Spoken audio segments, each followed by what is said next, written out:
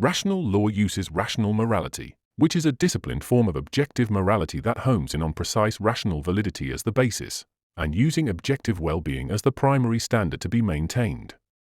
Well-being of humans can be broken down into precisely measurable, observable and duplicatable metrics that show us a functionality, like how reliability, longevity, and durability can be objectively measured in machinery and vehicles of every kind.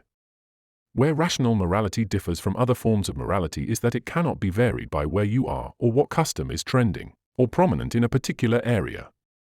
Rational morality is constant, timeless, and unchanging, precisely because it looks for only the unchanging that can be deduced from reality.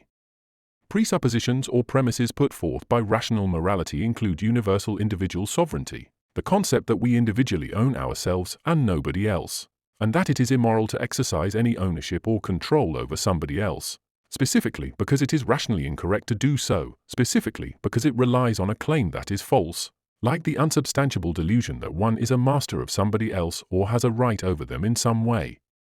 Therefore, rational morality looks at any subtraction from objective well-being as criminal, when done so without explicit consent of the affected.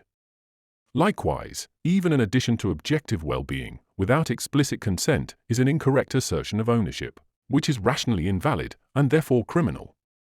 Rationally, it is only true that a control may be applied by consent, else you have controlled outside of what is substantiable as rationally rightful.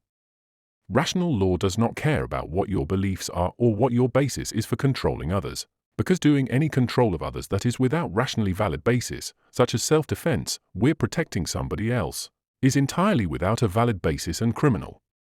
Rational morality relies on the presupposition that we own ourselves, which is not without substantial biological evidence.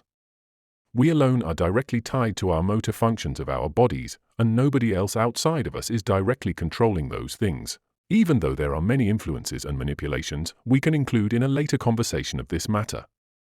The important point to focus on is that universal individual sovereignty is the conclusion remaining after every attempt to substantiate an ownership over others has failed.